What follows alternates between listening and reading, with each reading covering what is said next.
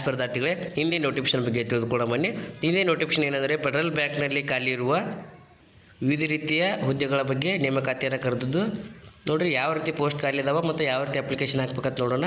ನೋಡಿರಿ, ಮೊದಲೇದಾಗಿ post name ಮಾಡಿಬಿಟ್ಟು ಅಸೋಸಿಯೇಟ್ ಆಫೀಸರ್ ಸೇಲ್ಸ್ನಲ್ಲಿ ಖಾಲಿರುವ ಹುದ್ದೆ ಆಗೈತೆ.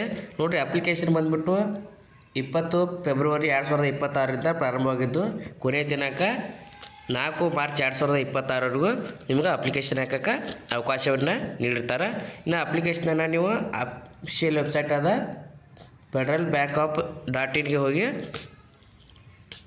ಅಪ್ಲಿಕೇಶನನ್ನು ಆನ್ಲೈನ್ ಮೂಲಕ ಹಾಕ್ಬೋದಾಗಿರ್ತದೆ. ಇನ್ನು ಈ ಹುದ್ದೆಗೆ ನಾವು ಅಪ್ಲಿಕೇಶನ್ ಹಾಕಬೇಕಾದ್ರೆ ಯಾವ ರೀತಿ ಕ್ವಾಲಿಫಿಕೇಷನ್ ಹೊಂದಿರಬೇಕಂದ್ರೆ ಅಭ್ಯರ್ಥಿ ಗ್ರ್ಯಾಜುಯೇಟ್ ಆಗಿರಬೇಕಾಗಿರ್ತದೆ.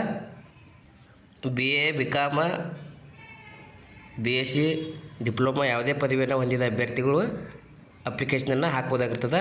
ನೋಡಿರಿ, 10ನೇ PUC ಮತ್ತು ಡಿಪ್ಲೊಮಾ ಮತ್ತು ಗ್ರ್ಯಾಜುಯೇಷನಲ್ಲಿ ಅಭ್ಯರ್ಥಿ ಮಿನಿಮಮ್ 50% ತೊಗೊಂಡ pass ಆಗಿರಬೇಕಾಗಿರ್ತದೆ.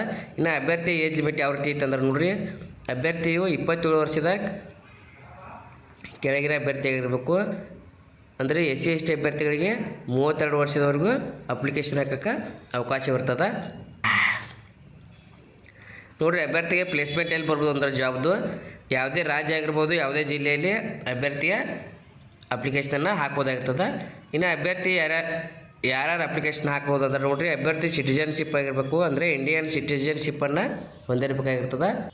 Graduation academic year 2025-26 pass ಆದರೂ ಕೂಡ ಅಪ್ಲಿಕೇಶನನ್ನು ಹಾಕ್ಬೋದಾಗಿರ್ತದೆ. ಇನ್ನು ಅಭ್ಯರ್ಥಿ ಗ್ರ್ಯಾಜುಯೇಷನ್ನ 3 ವರ್ಷದ ಮುಗಿಸಿರ್ಬೇಕು. ನೋಡಿರಿ, ಅಭ್ಯರ್ಥಿಗೆ ಯಾವ ರೀತಿ ಸ್ಯಾಲ್ರಿ ಇರುತ್ತಂದ್ರೆ ಕಂಪ್ನಿ ಒಳಗೆ ನೋಡಿರಿ, ಪರ್ ಎನಮ್ ಅಂದರೆ ಒಂದು ವರ್ಷಕ್ಕೆ ಮಿನಿಮಮ್ 4.64 ಲಕ್ಷ ಇರ್ತದೆ ಮತ್ತು ಮ್ಯಾಕ್ಸಿಮಮ್ 6.70 ಲ್ಯಾಕ್ ಇರ್ತದೆ.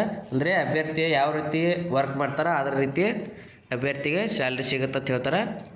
ಇನ್ನು ಅಭ್ಯರ್ಥಿಗಳನ್ನ ಯಾವ ರೀತಿ ಸೆಲೆಕ್ಷನ್ ಮಾಡ್ಕೋತಾರಂದ್ರೆ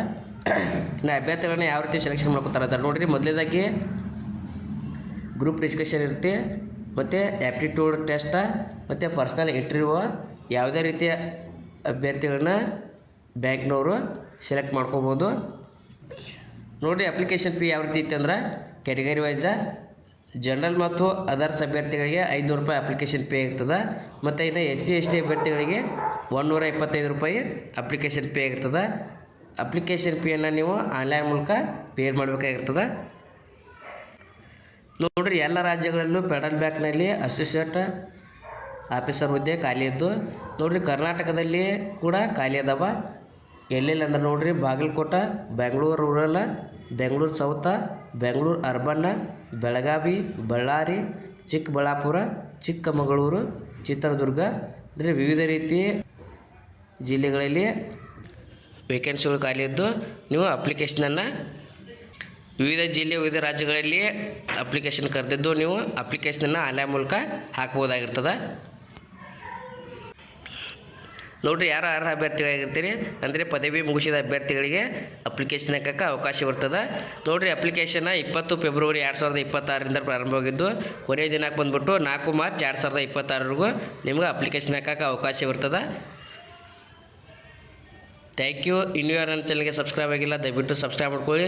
ಮುಂದೆ ಯಾವುದೇ ಜಾಬ್ ಬಗ್ಗೆ ನಾನು ತಿಳಿಸಿದಾಗ ನಿಮಗೆ ನೋಟಿಫಿಕೇಶನ್ ಮೂಲಕ ತಿಳಿದು ಬರುತ್ತದೆ.